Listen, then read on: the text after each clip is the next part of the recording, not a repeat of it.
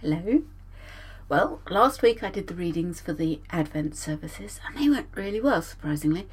Though I discovered I wasn't nearly as well prepared as I thought I was. All's well as ends well.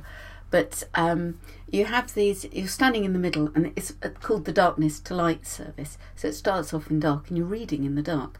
But you do have these two candles here. But some nasty, I've got ink on my hands, some nasty little ghosty or something blew those out. There was a torch there, but the previous reader had put the torch on, and the whole nave lit up with this. So I don't think that would be a good idea. But I got through that bit all right. What did worry me was that I had somebody say, "Come on, up you go," but a bit before, and I hadn't taken my order of service sheet up because I knew when I had to go in, and then so I wasn't altogether sure when my cue was going to be.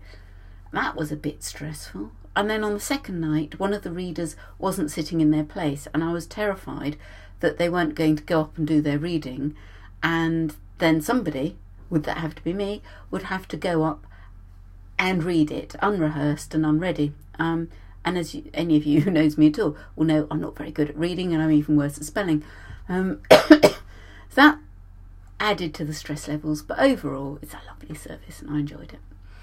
We had all the children at home for the weekend, and that went surprisingly well, because you can't guarantee this. I remember when I was a child, we, en famille, went to the Isle of Wight, and I think we were due there for a week, and everybody went their separate ways after a few days, so there's no guarantees. Been doing the workshops. You know, nobody knows their preposition from their personal pronoun, and why do you need to? Let's be honest, who cares? Well, probably if you're learning languages, you might want to know, but you all learn to speak English without knowing. But anyway, you do need to have them for the 11 plus. So I'm working on, in the Christmas workshop for English, to do whether to do it with a bingo or whether to do it with charades or a combination of the both. It's quite fun sort of practicing different ways of doing it. I'm looking forward to the Christmas workshops. They're always fun. A very different scenario to the class times. Secateurs. I had to take my mother-in-law into town on a fool's errand, but that's another story. And so we went round the Christmas market, and I was in need of a little bit of retail therapy. And there was this very nice young man selling secateurs from France who had quite a heavy accent. It was utterly charming. So I bought his secateurs, and I love them. And probably by the spring, the whole of the garden will be raised down to grace.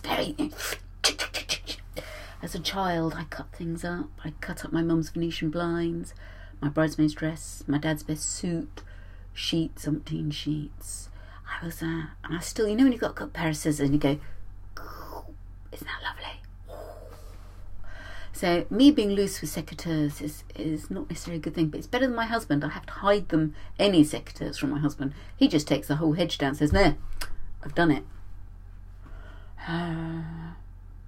Oh yeah, Bishops, have a look at their website. They've finally decided they are going to change over their exam provider, and the exam will be slightly different. Doesn't change a whole heap. We just need to do some non-verbal reasoning as well. We'll do that in workshops over the course of the year. That will be fun. Loads of laughs to be had in non-verbal reasoning. We used to have it, done it before. Of all the subjects, it's the easiest. But in the meantime, just get them making, build up their spatial awareness. And also, to be honest, I think it's long overdue. The GL papers had got laughably out of date. Things like people having paper rounds for £3.50 or £8. You know, come on. Milk bottles, and they don't mean the 6-point milk bottles that every family has in the land. They mean the little granny milk bottles that people largely stopped having 40 years ago.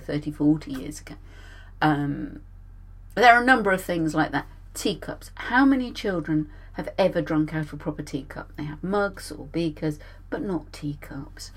So there are a number of things like that where it really, I think they'd rested on their laurels, that they should have sorted themselves out sooner. So time to move on. CEM claim that these are ones that you don't need to prepare for. If you get to Bishops, their mantra is preparation prevents poor performance, or a slightly ruder version than that. But preparation prevents poor performance. We all know that. There's no mystery to that. And Bishops is carrying on with its preparation classes, so that knocks that one on the head. Yeah, you do still need to prepare. And talking to people that have done it in Kent, that is certainly what their things are, sort of observations. Which is a shame, because you could devise, I want to do it for them, an exam that doesn't need preparation. Maybe I should go and talk to Dr. Smallwood about this one. But I think they want their income from the classes. And why not? It's a good way of finding out what the school's like and whether you want to go there. So on that note, have a gloriously lovely week. Get ready for Christmas, and I hope it snows if you want snow, and I hope it doesn't snow if you don't want snow. Bye.